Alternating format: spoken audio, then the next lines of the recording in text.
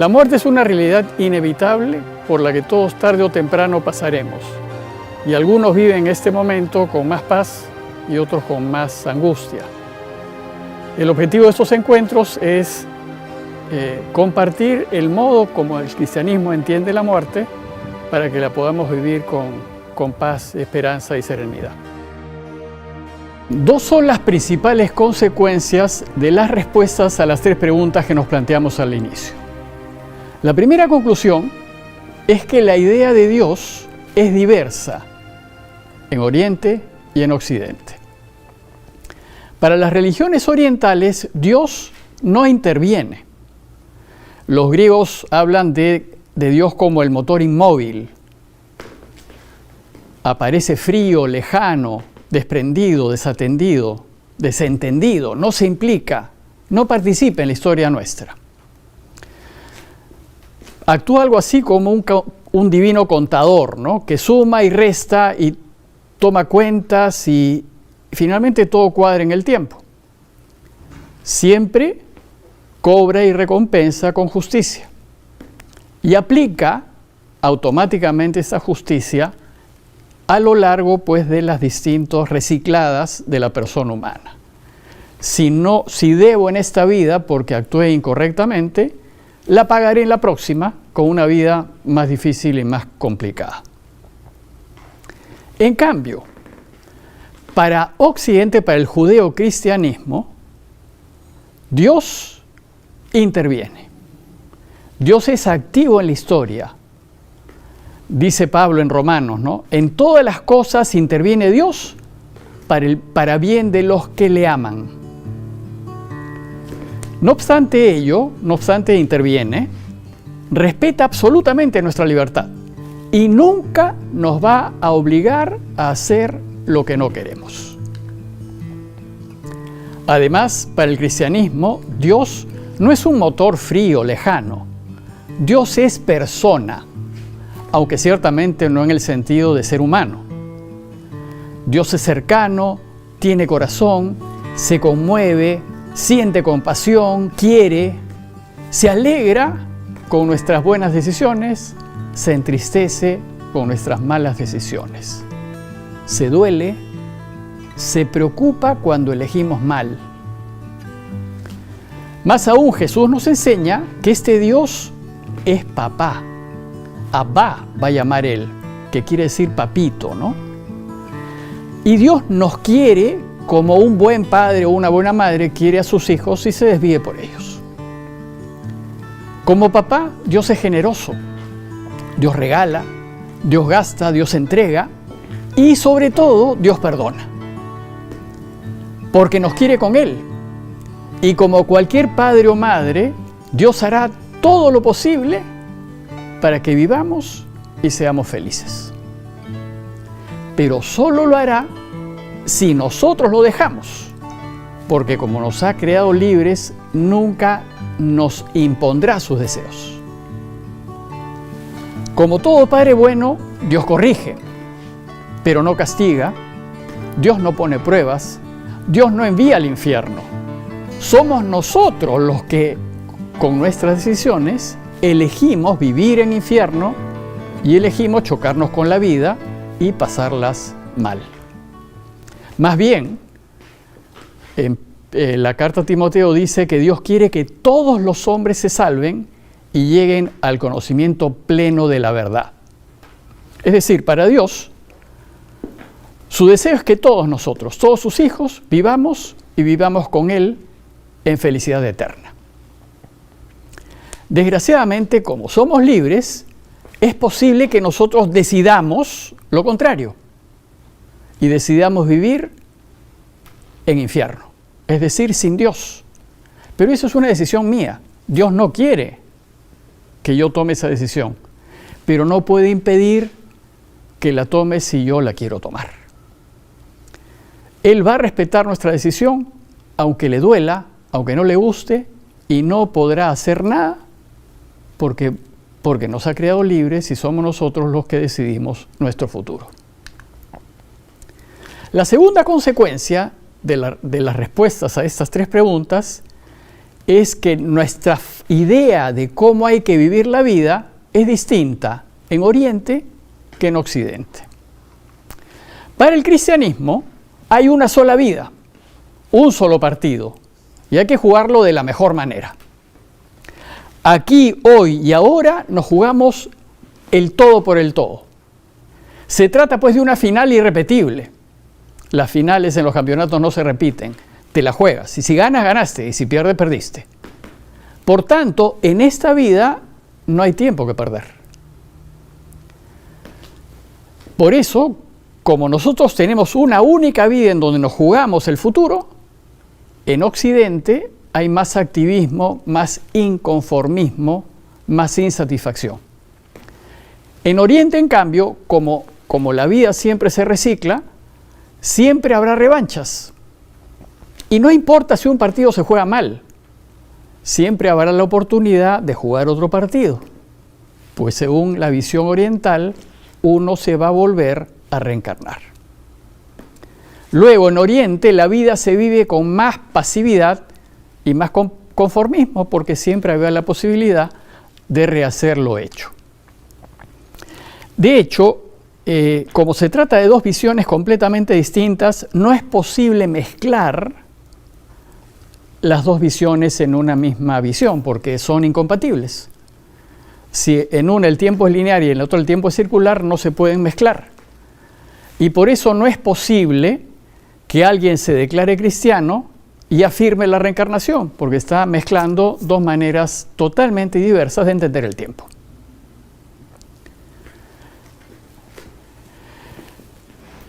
Y la otra cosa importante, otra consecuencia importante es que nuestra manera de mirar el futuro es distinta. Como en el sistema oriental hay varias oportunidades de futuro, porque según esta visión las personas tienen varias vidas y vidas futuras para corregirse y pagar si tiene una deuda y mejorar. El cristianismo, en cambio, como afirma una sola vida, considera que tenemos una única oportunidad. ¿Cuál es el problema?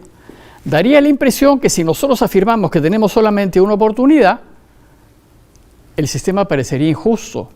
¿Por qué? Porque yo solamente tengo una ocasión para vivir y si me equivoco. En realidad el sistema cristiano no es para nada injusto, porque se sostiene no en la contabilidad, porque Dios no es contador, sino en el amor de Dios. Porque Dios es gratuidad, Dios regala. En principio, dentro de la visión cristiana, siempre va a haber justicia, porque Dios es justo y siempre dará a cada quien lo acordado. En esta vida, de hecho, hay justicia, porque la vida da vueltas y en estas vueltas de la vida lo que hacemos mal se nos va cobrando en la vida. Si nosotros procedemos mal, no seremos felices en esta vida. Sin embargo, Dios no desea que suframos, ni desea que la pasemos mal. Pero, si yo no quiero oírlo, no quiero hacer lo que Él me propone, y quiero elegir lo que Él no quiere, desgraciadamente, mi vida no podrá ser feliz. Para el cristianismo, la justicia de Dios es el amor. El amor respeta la justicia, pero la supera, porque Dios es perdón, porque Dios es amor. Entonces el perdón hace posible eliminar lo negativo en realidad. Por ejemplo, el padre, en el caso si recordamos la parábola del hijo pródigo, el padre no es injusto cuando recibe al hijo que lo había abandonado. No solamente no es injusto, sino que le demuestra un cariño enorme porque corre y lo abraza. Porque Dios actúa como papá. Y el abrazo del padre, el cariño del padre cancela el daño que el hijo puede haberle hecho. Bueno, pues Dios es así. Dios corre y nos abraza y no toma en cuenta el mal que hayamos hecho, porque por sobre todo nos quiere. No olvidemos pues que Dios es un papá tierno y cariñoso y que el amor que nos tiene es inimaginable, no lo podemos entender, nos supera increíblemente. Y un papá que ama a su hijo siempre lo va a perdonar, por más delincuente que sea. Sencillamente porque es su hijo y porque lo quiere. El perdón es posible porque Dios nos quiere y nos da, nos regala sin pedir nada a cambio. Bien, para poder entender que la propuesta cristiana no es injusta porque se basa en el amor de Dios, no obstante que tenemos una sola oportunidad para vivir, Jesús nos propone una parábola en Mateo 20, del 1 al 15. La parábola dice así: el reino de los cielos es semejante a un propietario que salió a primera hora de la mañana a contratar obreros para su viña. Habiéndose ajustado con los obreros en un denario al día, los envió a trabajar a su viña. Salió después a media mañana y al ver a otros que estaban parados en la plaza, les dijo: vayan ustedes también a mi viña y les daré lo que sea justo. Y ellos fueron. Después volvió a salir a mediodía y a media tarde e hizo lo mismo. Y todavía salió una hora antes de que se ponga el sol, al encontrar que otros que estaban allí no habían conseguido trabajo, les dice: ¿por qué están aquí todo el día parados? Le dicen: es que nadie nos ha contratado. Y él dice: vayan también ustedes a la viña. Cuando anochece, dice el dueño de la viña, dice el dueño a su administrador: llama a los obreros y págales el jornal, empezando por los últimos hasta los primeros. Vinieron pues los que habían trabajado solamente una hora y cobraron 1 denario cada uno. Al venir los primeros, los que habían trabajado todo el día, pensaron que cobrarían más, pero ellos también cobraron 1 denario cada uno.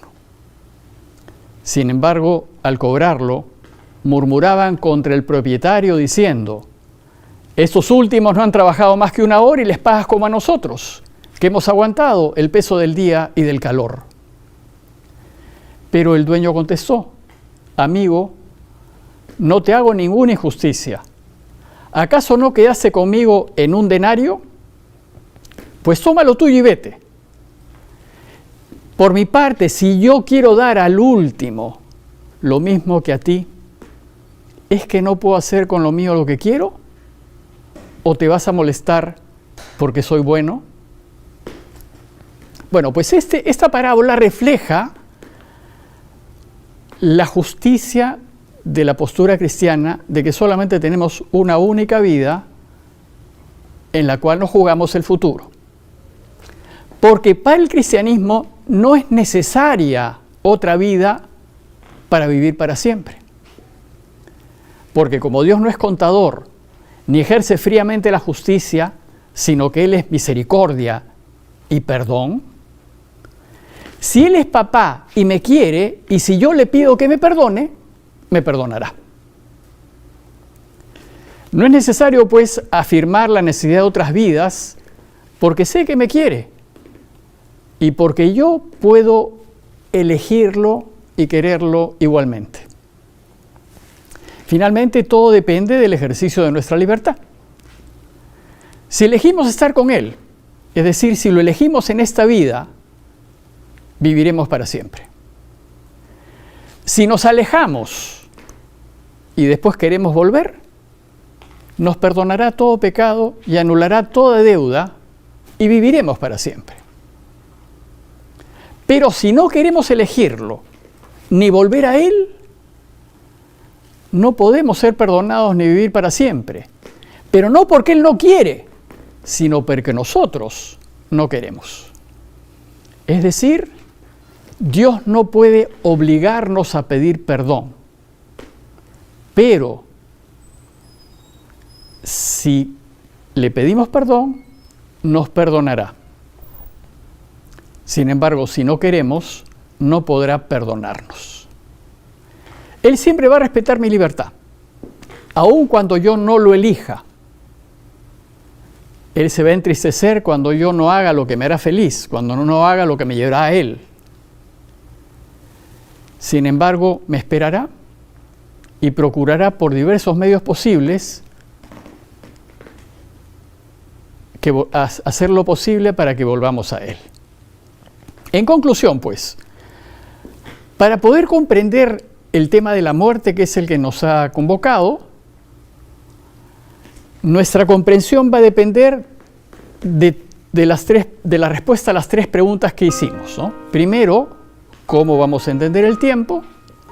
¿Cómo entendemos a la persona humana, si es solamente alma o si es alma-cuerpo indisolublemente unida? Y después de cómo usamos nuestra libertad. En resumen, para el cristianismo, el tiempo es lineal. Solo tenemos una vida y hay que aprovecharla bien. La vida continúa después de la muerte y es posible vivir para siempre. Para el cristianismo, la persona es cuerpo-alma indisolublemente unida. El alma no existe, la persona no existe sin cuerpo y el alma es solamente una parte de la persona. Por lo tanto, si queremos vivir para siempre, tenemos que recuperar nuestro cuerpo, que será glorioso, glorificado, y resucitar de entre los muertos. Gracias a nuestra libertad, somos nosotros quienes decidimos cómo será nuestro futuro, si será feliz o si será desgraciado, si será de vida o si será de muerte. Y el cristianismo finalmente también afirma que Dios es amor, que es felicidad total, absoluta, que es vida sin fin, que es un papá amante, que solo desea que seamos felices. Afirma también que hemos sido creados para Él y que Él es la meta y el objetivo último de nuestra creación. Y lo mejor que nos puede pasar es volver a Él y estar con Él para siempre. Afirma también que para ser felices y vivir para siempre, Él tiene que ser nuestro único fin. Y por tanto debemos de preocuparnos ahora de elegirlo a Él siempre. Debemos elegir siempre la justicia, porque Él es justicia. Debemos elegir siempre la verdad, porque Él es verdad. Debemos elegir siempre la vida, porque Él es vida. Él es vida. Y por último, en función de nuestra libertad, también el cristianismo afirma que hay muerte después de la muerte. Es decir, si nosotros elegimos contra Dios, en contra de sus deseos, en contra de los demás, es posible morir para siempre. Dios de hecho no quiere esto para nosotros, pero va a respetar nuestra decisión. Y si nuestra decisión es vivir para siempre sin Él, respetará esa decisión y viviremos para siempre en infierno. Vivir o morir para siempre depende de nosotros, depende del ejercicio de nuestra libertad. Aclarados pues estos supuestos, veamos ahora qué cosa es la muerte según el cristianismo.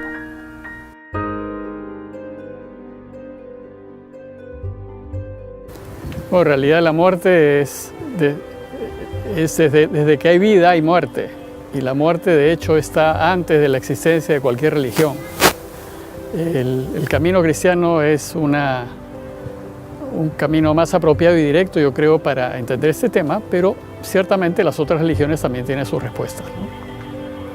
Sí, efectivamente, los judíos, Jesús en concreto, creía en la resurrección de los muertos, y esto es parte de la doctrina judía de esa época. Aunque no todos los judíos compartían esta visión, había un grupo que se llamaban los saduceos que no creían que resucitaríamos.